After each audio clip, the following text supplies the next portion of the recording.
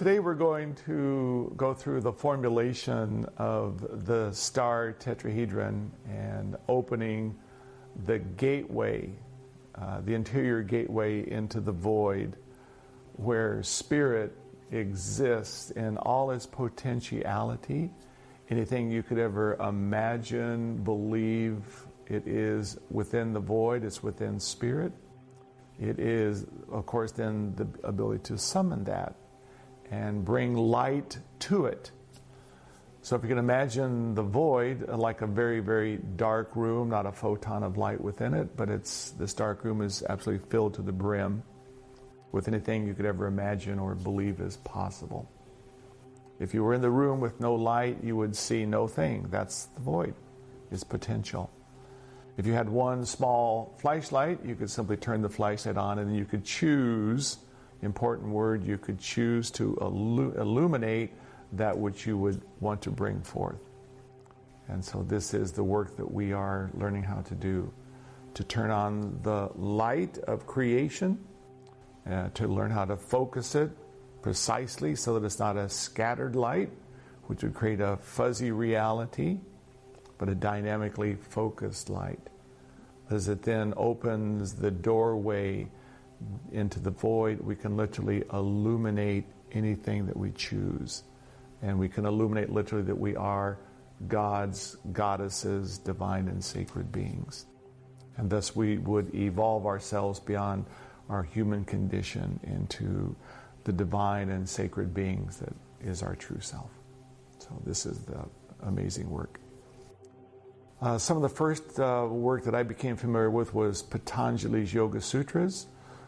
It was between, they say, 5,000 and 10,000 years ago that Patanjali's first codified this work of enlightenment, how to create union not only with the soul, which there is much information about, but even then to go beyond the soul back to the realm of spirit, the being that you are that first came from out of the void and is now within this dimensional reality, and create the union.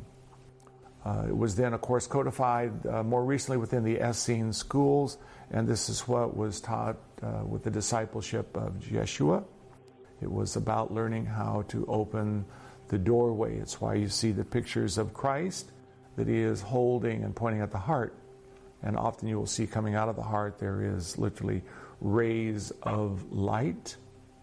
Because in fact, once we do assemble the star tetrahedron and open the doorway, we then realize that with the light of the mind, we can ignite living sunlight, literally living light from out of us.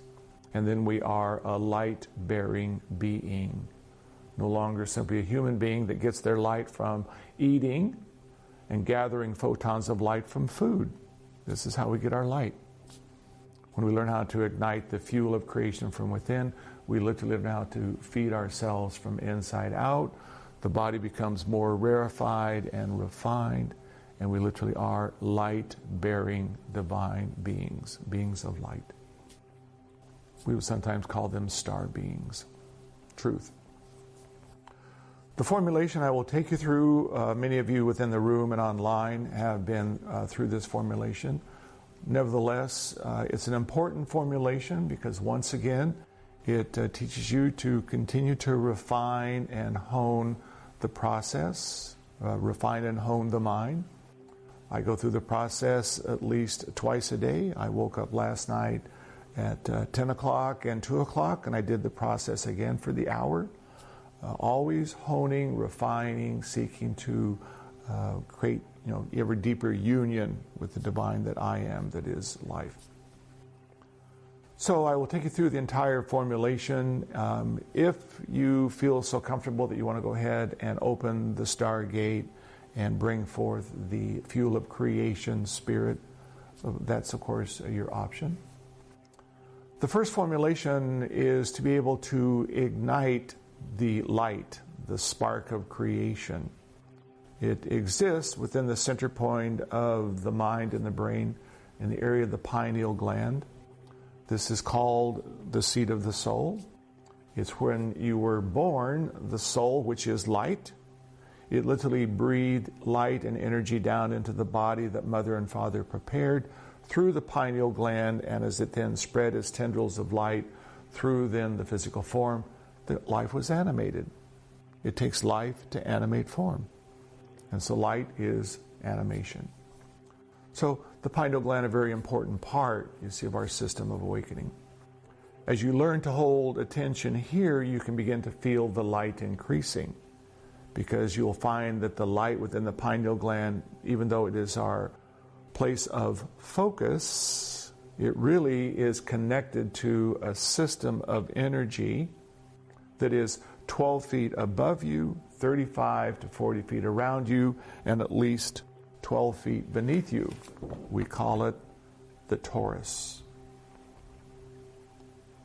And this electric blue field is the energy of the divine spiritual being you already are, that emanated from out of source, the void, eons ago, and began a journey of creation. And so the first thing we will do is begin to once again contact this electric blue light, ignite it as a flame of energy within the center point of the head, allowing it to increase so it begins to fill the head, the mind, the brain, no longer so attached to the container that we call the head, but realize it's really a semi-permeable membrane. And around it there is a nimbus, a glow of this electric blue light. There really is then, as I said, 12 feet above, 35 feet all around. But to allow your consciousness to expand to the fullness of it, that takes time. In my meditation, I quickly expand to that potentiality and hold myself there as I assemble the star. But for now, we're going to simply assemble the light here, feel a nimbus that gently flows out the back of the head. There's a symbolic opening at the base of the skull. Feel this electric blue, a flame of energy that then ignites up and around and is this glowing, beautiful nimbus of electric blue. It is called electric fire. It is the spark of creation, literally the spark of creation that ignites you into animation. And so we're going then to reignite this spark of creation from out of which you emerged. Most people, if you would see the lightning energy around them, it is like lightning. It's always scattered, never really very focused. We're going to learn how to focus electric fire very supremely so that we then can use it in specific ways to will it into creation.